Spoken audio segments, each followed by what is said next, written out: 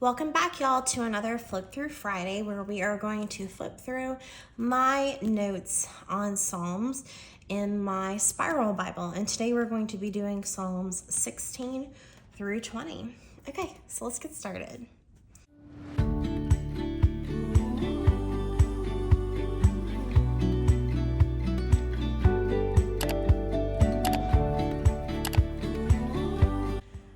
Okay, so Psalm 16 is a psalm of trust.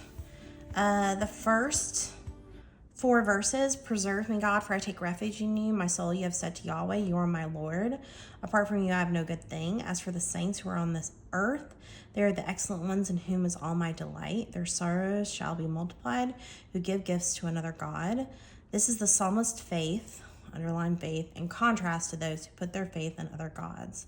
And Psalm 16 is a prayer for admission to the temple.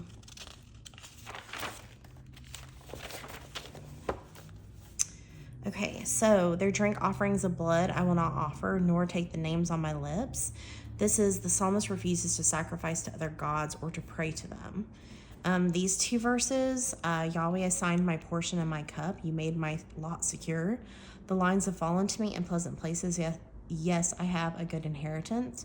Is the psalmist may be a priest.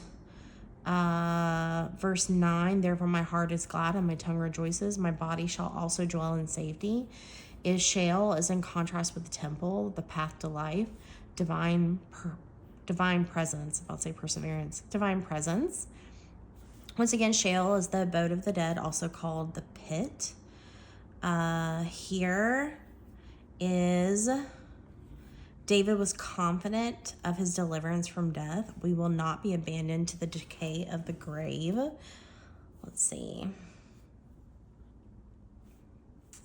And then, that is moving on to Psalm 17. All right, so, and I also have this note here. I'm not sure what this goes with, but it says it connects to Acts 2, 8 through 31. The psalm was also prophetic of the coming King Messiah. Peter quoted these words in reference to the resurrection of Jesus, and Paul in Acts 13:25. So, prayer to David, an individual lament. This is a prayer for protection, maybe from Saul, deliverance from enemies. So I have plea circled here. Hear Yahweh, my righteous plea, can also be cry. And give ear to my prayer that doesn't go out of deceitful lips, can also be he's being honest. All right, or contrast of he's being honest. Let's see. This whole section here is appealing to a just God. Word is God's word. As for the deeds of men, by the word of your lips, I've kept myself from the ways of the violent. So this is actually God's word. This first section here, you have proved my heart. You have visited me in the night. You have tried me and found nothing, is the protest. He is where he's protesting his innocence to God, is this like whole section right here. Let's see. Show your marvelous loving kindness. So marvelous loving kindness, first time words used in the Psalms. Steadfast, true covenant love. Keep me as the apple of your eye. Apple is the pupil of your eye. So this section, hide me under the shadow of your wings, is reference to safety in the temple. God's care for his people. A cry is so this was taken from Spurgeon. I read this on the Enduring Word commentary. A cry is our earliest utterance and in many ways the most natural of human sounds. If our prayer should be like the infant's cry, A cry is our earliest utterance and in many ways the most natural of human sounds. If our prayer should be like the infant's cry, more natural than intelligent and more earnest than elegant, it will be nonetheless eloquent with God. There is a mighty power in a child's cry to prevail with a parent's heart. So basically, our cry to God should be instinctual, the same way a baby would cry out to their parent, and God will hear us. So that's what that is worth. So I found that really beautiful and really moving and wanted to remember that. Let's see. He is like a lion that is greedy of his prey, and that the lion a predator. Deliver my soul from the wicked by your sword, the divine warrior. From men by your hand, Yahweh, from men of the world whose portion is in this life. Whose portion is in this life. They are focused on the temporary, but David is focused on the eternity. All right. As for me, I shall see your face, and face is the presence of God in the temple. I shall be satisfied when I awake. And awake is in reference to David knew the transition from this life to the next is like waking up. Heaven is more real and less dreamlike than our own. And that was, I wrote E.W. I'm trying to remember who that is, but I read that in the Enduring Word commentary. Seeing your form is the likeness of God. God reveals himself fully to him. All right, so moving on to Psalm 18. So a royal thanksgiving hymn, and there are two references here to 2 Samuel 22 and Psalm 144. So this whole first section, I love you, Yahweh, my strength. Yahweh is my rock, my fortress, and my deliverer, my God, my rock, in whom I take refuge, my shield, and the horn of my salvation, my tower. It is a flood of praise, longest string of divine epithets. An epithet is an adjective or descriptive phrase expressing a quality or characteristic. And I know I use this. I've been in my prayer journal, I've been writing out characteristics of God on this one page that I have that I actually got from the Coffee and Bible Time prayer journal download, like the printable that I purchased. And I've been writing out the characteristics of God as I learn them, or names of God, and I got a lot from this section. So God, he is our rock, our fortress. He is our deliverer. We can take refuge in him. He is our shield. He is the horn of our salvation. He is a high tower. So love is emotional use of the word here. Rock is, in Hebrew, rock could mean shelter, shade, or a firm place to stand. So I know I've always thought of, is my rock my fortress? I always thought of that as like, like what is the verse where it's like, where you stand on the rock instead of the sand, if the sand will wash away. Like, I can't remember where that is, but I know that's something that I've heard before in the Christian world. And I always thought of it like that, like we're standing on a physical rock that will not be shaken. But it was reminding us that in Hebrew, there are other meanings of a rock. Like a rock could also be a large rock for which you are able to gain shelter under, or get shade, like you would shade from a tree. And it can also mean a firm place to stand. So that there are multiple ways to see rock. So saying Yahweh is my rock is a firm place to stand, but it also means that he is your shelter and he is your shade. He is protecting you from harm. Like, there's other meanings to the word rock, which I thought was really, really, really powerful to see it that way, because I'd never heard it or understood it that way before. So I thought that was really moving. I call on Yahweh, who is worthy to be praised, and I am saved from my enemies. The main theme, God is praised for saving David. So this whole section, the cords of death surrounded me. The floods of ungodliness made me afraid. The cords of Sheol were around me. The snares of death came on me. This whole section is the cosmic enemies. And there are two threats, the threat of ungodliness and the threat of death. This whole section here, I'm not going to read the whole thing to you, but is the answering the appeal section, a theophany, a manifestation of God. And I think I looked up what theophany means, but I can't remember if I found the answer. Let's see. Theophany. Is it in here? We will find out.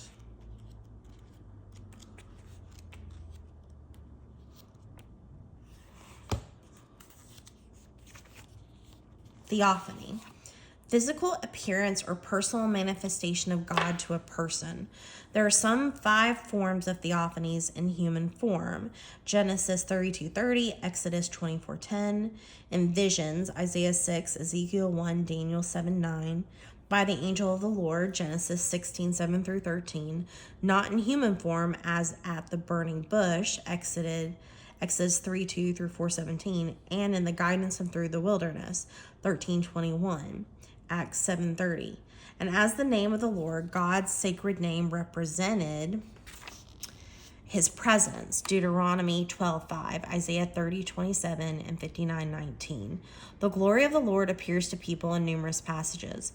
God's presence is in a cloud, Exodus 16:10, 33:9 through 10, Ezekiel 10:4. God was also manifest in nature and history, Isaiah 6:3 and Ezekiel 1:28 and 43:2. The incarnate Christ was not, and indeed is not, a theophany. The phenomena of the theophanies were temporary for the occasion that required them, and then disappeared. On the other hand, as the incarnate Christ, his deity and humanity were joined, not for time alone, but for eternity. So that's the definition of what a theophany is. Okay, right here, God is the divine warrior portrayed as a storm. Here I circled cherub. Here it means bearers of God's throne, mythological creature who assist in divine mobility. He rode on a cherub and flew, which is funny because when I think of cherubs, I think of like the little chubby baby angels, but that's not really what they were. There's this guy who, they're not specifically Christian videos, but he does drawings of mythological creatures, but he's also done ones from the Bible, and I think he did a drawing based on the description of what a cherub is. And if I can find that video, I'll link it below. It is very, very interesting. He's actually done a few of creatures or spiritual beings that are described in the Bible, and it's so cool to see what they are. The cherub is definitely not the way we think of artists depicting them. Okay. And then God moved heaven, sky, earth, and sea to deliver David. 18 was a really long psalm, and I literally split it up into like 3 days to get through 18. So here, in response to David's victory over Saul and receiving the throne, I just realized that I did not... Where's that pen? I can't find my teal. Did I put it? I might have put the teal in my Bible study bag. So we're just going to use this blue.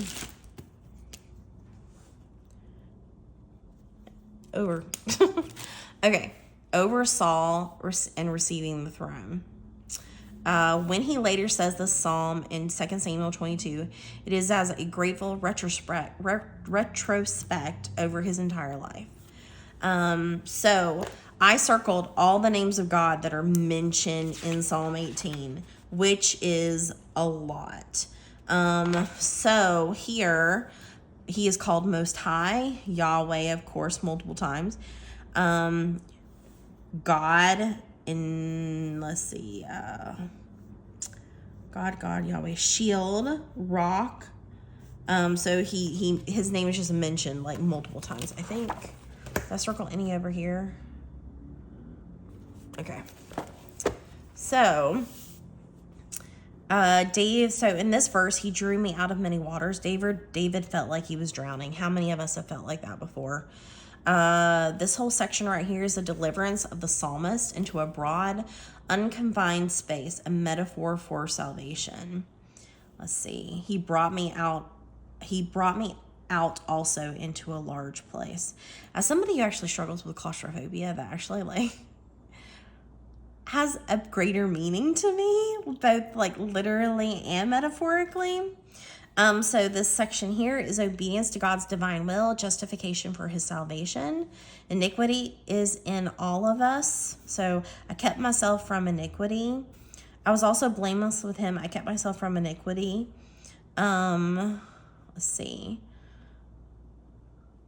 All right. So this section here is a fair, powerful God who assists the faithful. These like verses right here.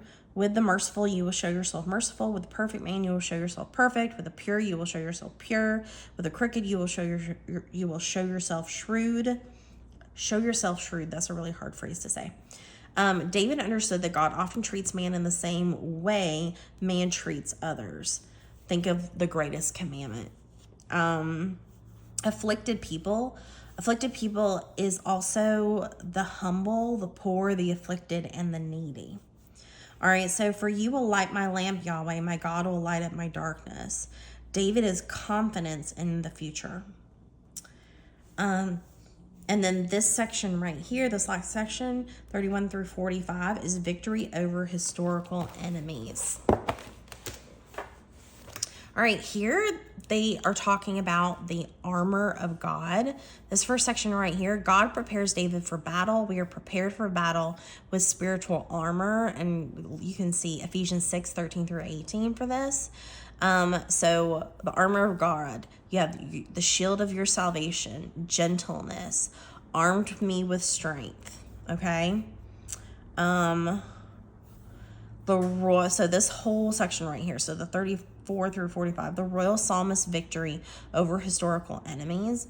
And then this section right here, I will strike them through so they will not be able to rise. They shall fall under my feet. For you have armed me with strength to the battle. You have subdued under me those who rose against me. You have also made my enemies turn their backs to me, that I might cut off those who hate me. The reference for this is Judges 5, 26 through 27. Here, 46 through 48, the Lord is praised. And then right here, he gives great deliverance to his king and show loving kindness to his anointed, to David and to his offspring forevermore. God's eternal commitment to the Davidic dynasty. All right, and then we're moving on to Psalm 19. So Psalm 19 is a hymn to God the Creator. So this first section here, 1 through 3, revelation of God by the natural world and God's exist. So natural, let me just read this to you. The heavens declare the glory of God. The expanse shows his handiwork. Day after day they pour out speech, and night after night they display knowledge. There is no speech nor language where their voice is not heard. This is natural revelation, calls for an acknowledgement of God's creation and God's existence. Okay, so Psalm 19:5. In them he has set a tent for the sun, which is a bridegroom coming out of his room, like a strong man rejoicing to run his course.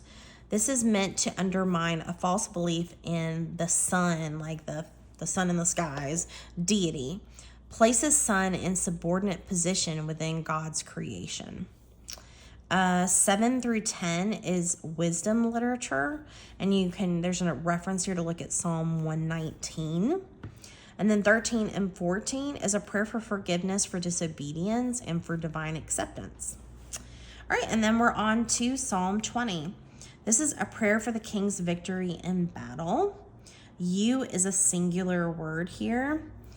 Sanctuary is perhaps angelic forces from the heavenly sanctuary. This says David's confidence. This section right here is showing David's confidence. And then we are given examples of what these words mean in this section. So Yahweh is the covenant name of God. God of Jacob is Israel's patriarch. Sanctuary is the tabernacle. And out of Zion, of course, Jerusalem. The anointed is the king. This verse right here, some trust in chariots and some in horses, but we trust in the name of Yahweh our God. Name refers to the attributes of God, the object of David's faith. And then here we have trust.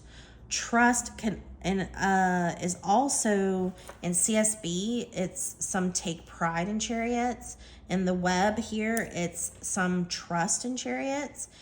Trust or take pride means literally keep in remembrance, make mention of, ponder. There's a reference for this 20 verse 7 to Joshua 24:12. Here, it's the reminder that God is not silent. He hears us. David meditates on the nature of God. And then Psalm 20, verse 8, they are bowed down and fallen, but we rise up and stand upright. This is the collapse of his defeated enemies. Save Yahweh, let the king answer us when we call. King can refer to either the human king, but it can also refer to God as king. And it's important to remember that Psalm 20 is linked with the royal thanksgiving of victory. So Psalm 20 is linked to Psalm 21.